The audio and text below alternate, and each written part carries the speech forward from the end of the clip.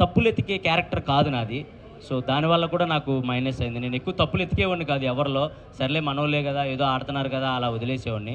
So అది కూడా నాకు కొంచెం మైనస్ అయింది. తనుజ మంచి అమ్మాయి, చాలా గుడ్ పర్సన్. బాగా ఆడింది గేమ్, మంచిగా రన్నరప్ అయింది. So happy. And super game ఆడింది, మంచిగా ఆడింది. వెళ్తామండి కొంచెం ఈ పేమెంట్లు అయిపడ్డాక. సార్ కళ్యాణ్ గారు గెలిచారు కదా, ఎలా అనిపిస్తుంది మీకు? హ్యాపీ, నేను చాలా హ్యాపీ. వాడు కళ్యాణ్, డిమోన్ వీళ్ళిద్దరు నాకు లాస్ట్ ఒక 5 వీక్స్ ముందు నుంచి బాగా కనెక్ట్ అయిన పర్సన్స్ వాళ్ళు.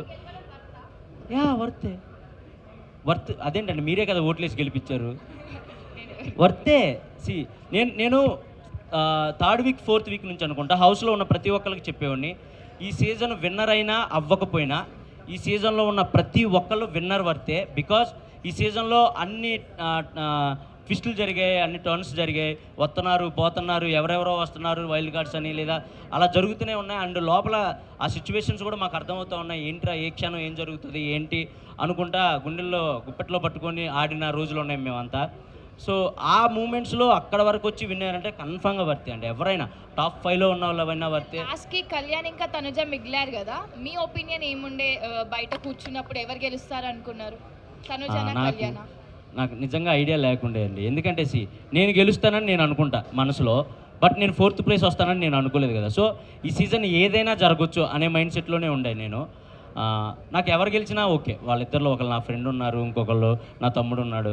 వాడు గెలిచినప్పుడు కూడా కప్పు తీసుకొని నాకు వెళ్ళి ఇలా చూశాడు. అది మీకు మేబీ అది అంటే అర్థం కాకపోవచ్చు, కానీ నాకు వెళ్ళి చూశాడు, అన్న నేను అనుకున్న సాధించాను అన్న అని. అది నాకు హ్యాపీ అనిపించింది. తనుజది మీది లవ్ స్టోరీ రియల్గా కనిపించింది. మరి మీ పిల్లతో ఏమన్నా ప్రాబ్లం అయిందా? లవ్ స్టోరీ ఏం లేదమ్మా, చూస్తుంటే లవ్ స్టోరీ లానే అనిపించింది.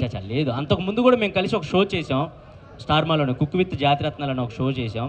సో ఆ బాండ్, మేము ఫ్రెండ్స్గా ఆ బాండ్ అనేది కనపడాలి అని, జనాలు ఎంటర్టైన్ చేయాలని ఏదో చిన్న చిన్న ఫ్లటింగ్ డైలాగ్స్ అంతే, అంతకుమించి ఏం లేదు. డెమాన్ పవన్ మాట్లాడుతూ మొన్న చెప్పారు, నాకు ఇమాన్యుయల్ అన్న ఉంటే కనుక స్ట్రెస్ రిలీఫ్ నాకు. సో ఇంకా ఫస్ట్ నుంచి మా బాండింగ్ ఇంకా ఉంటే బాగుండేది అని చెప్పేసి అన్నారు రీసెంట్గా బయటకు వచ్చినప్పుడు. మీరేమంటారు? నేను కూడా అదే అన్న, హౌస్లో ఉన్నప్పుడు కూడా నేను అదే అన్న. డెమాన్ నాకు 2nd వీకే కనెక్ట్ అయినప్పటికీ ఎక్కడో డెమోన్ ఎక్కువ టైం అందరితో కేటాయించేవాడు కాదు. సో లాస్ట్ 3 వీక్స్ నుంచి డెమోన్లో ఫన్ కానీ అవన్నీ చూసినప్పుడు, అరే నువ్వు ఇలా 2nd వీక్ ఆర్ 3rd వీకే ఇలా ఉంటావని తెలుసుంటే నేను ఇంకొంచెం టైం నీతో స్పెండ్ చేసేవాడిని, జనాలు ఇంకొంచెం ఎంటర్టైన్ చేసేవాళ్ళం ఇద్దరం కలిసి అని కూడా అనుకున్నాం. అండ్ రియల్గా కనెక్ట్ అయ్యాడు డెమోన్, కళ్యాణ్ వీళ్ళిద్దరు నాకు బాగా రియల్గా కనెక్ట్ అయ్యారు. సో నేను నైటే షూట్ కూడా చేసాం స్టార్మాలో, చాలా హ్యాపీ అనిపించింది వాళ్ళిద్దరిని చూసినప్పుడు. అండ్ వాళ్ళ గ్రోత్ చూసినప్పుడు కూడా చాలా మంచిగా అనిపించింది. ప్రతి వీక్ వాళ్ళు ఒకళ్ళు 1 by 1 వాళ్ళు ఎదిగే విధానం కానీ, వాళ్ళు మాట్లాడే తీరు కానీ, వచ్చిన కామనర్స్ అందరిలో వీళ్ళు కొంచెం మంచిగా ఉండేవాళ్ళు అండ్ మంచిగా మాట్లాడేవాళ్ళు, ఎక్కువ గొడవలు పెట్టుకునేవాళ్ళు కాదు. సో నాకు అది బాగా నచ్చేది వాళ్ళిద్దరిలో అంతే. అదేంటండి,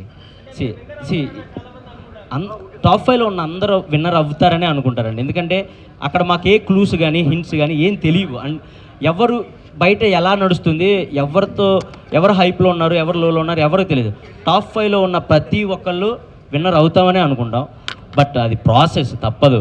4th ప్లేస్లో ఒకళ్ళు రావాలి, 3rd ప్లేస్కి ఒకళ్ళు రావాలి, 5th ప్లేస్కి ఒకళ్ళు రావాలి. అది ప్రాసెస్ కాబట్టి, ఇంకా తప్పని ప్రాసెస్ కాబట్టి. ఒకవేళ మీకు మనీ ఆఫర్ చేసింటే మనీ తీసుకొని బయటకు వచ్చేసేవాళ్ళ? నేనైతే తీసుకోకూడదని ఫిక్స్ అయి ఉన్నాను. నేను అంటే మీరు అనుకోవచ్చు, బయటకు వచ్చేసావు కదా ఇప్పుడు ఇలాగే చెప్తావు అని మీరు అనుకోవచ్చు. నేను నిజంగా మనీ తీసుకోకూడదనే ఫిక్స్ అయ్యానండి. మనీ ఆఫర్ వరకు వచ్చుంటే నేను తీసుకోకూడదు. అది రన్నర్ అయినా 3rd ప్లేస్ అయినా ఏదైనా ఇంతవరకే మనకు వచ్చింది అనుకుని బయటికి వెళ్దాం అనే మైండ్లోనే ఉన్నా. నేను మేబీ తీసుకోకపోదును. నేను నామినేషన్స్లో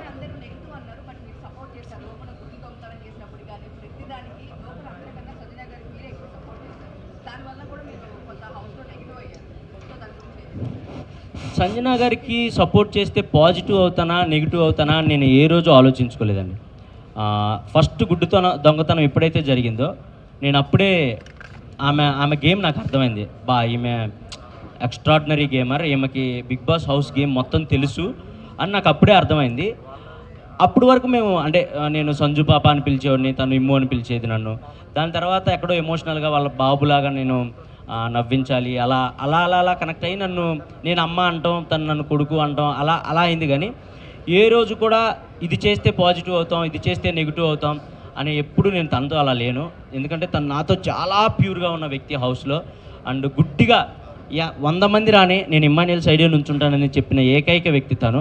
అండ్ నేనైనా సరే 100 మంది రాని నేను ఆమె సైడే ఉంటానని చెప్పిన ఏకైక వ్యక్తిని. అండ్ లాస్ట్కి వచ్చే కొందికి క్రౌడ్ తగ్గే కొందికి తెలియకుండా ఫేస్ టు ఫేస్ వార్లు కూడా జరిగాయి కానీ బట్ అవి మేము అక్కడే సార్ట్అవుట్ చేసుకున్నాం. ఇదంతా గేమ్ వరకే మమ్మ వదిలేసే అంటే తను కూడా అరే నాకు తెలుసు చాలా మెచ్యూర్డ్గా ఉంటారు, చాలా అంటే చాలా మెచ్యూర్డ్గా ఉంటారు. సో అది నాకు బాగా ఇష్టం.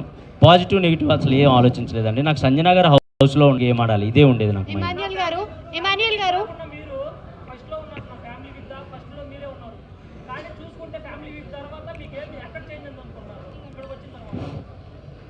ఫ్యామిలీ వీక్ తర్వాత అంటే ఫస్ట్ ఆఫ్ ఆల్ నేను గేమ్ చూసుకోలేదు, వచ్చిన తర్వాత అంత టైం లేదు, ఎపిసోడ్స్ ఏం చూడలేదు. ఫ్యామిలీ వీక్ తర్వాత నా గేమ్ ఎక్కడ చేంజ్ అయిందో నాకు అర్థం, అంటే నేను ఎక్కడ చేంజ్ చేయలేదు. నేను ఫస్ట్ వీక్ నుంచి ఎలా ఉన్నానో ఫ్యామిలీ వీక్ తర్వాత కూడా అలాగే ఉన్నాను. కాకపోతే మా అమ్మ వచ్చి ఒక మాట అంది, నువ్వు హీరోలా బయటికి రావాలి అని అంది. అంటే ఎవరైనా అదే కోరుకుంటారు, గెలవాలనే కోరుకుంటారు.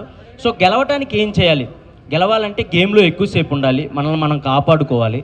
అదే చేసుకుంటూ వచ్చాను. నేను ఎక్కడ తగ్గించలేదు నా గేమ్ కానీ నా ఫన్ కానీ. ఒకవేళ చూసుకుంటే 15th వీక్లో కూడా నేను స్కిట్లు చేసిన రోజులు ఉన్నాయి. బేసిక్గా 15th వీక్లో అందరూ రిలాక్స్ అయిపోతారు, అమ్మాయ అని నడువాలు చేసి ఇంక మనం టాప్ 5కి వచ్చేసాంగా అనుకుంటారు. కానీ నేను 15th వీక్లో కూడా రోజుకో స్కిట్ చేసేవాడిని మిమ్మల్ని ఎంటర్టైన్ చేయడానికి. సో నా గేమ్ అయితే మార్చుకోలేదు కానీ బట్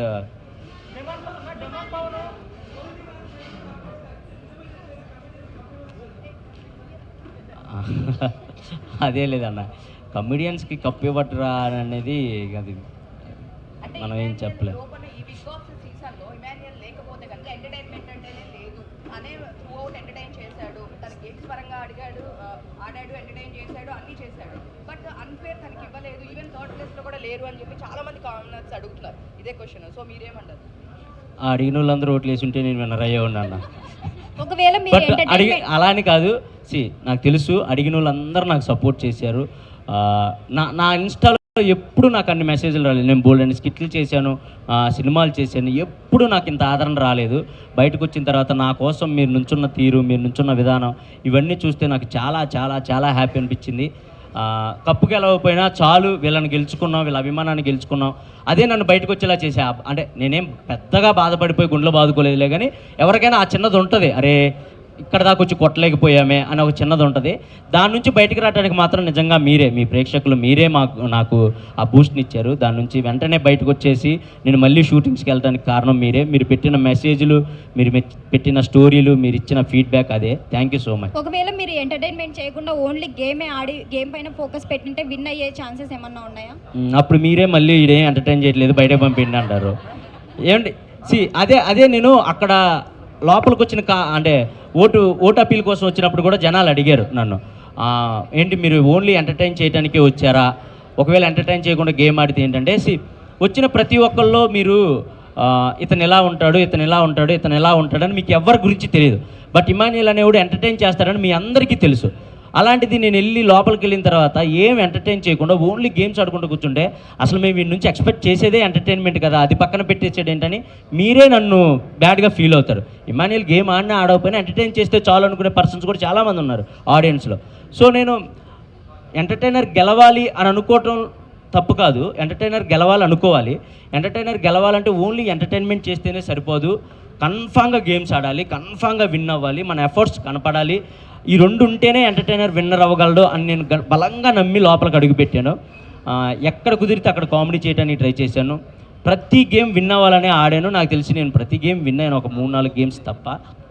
సో ఇంక ఇవి చాలు నాకు అనిపించేది, ఇంక అంతే. ప్రతి నామినేషన్లో ఎక్కువగా వచ్చిన పాయింట్ అంటే డెమన్ పవన్ ఇంకా రీతు గురించి. నిజంగానే డెమన్ పవన్ గేమ్ లో అయ్యిందా రీతు వల్ల?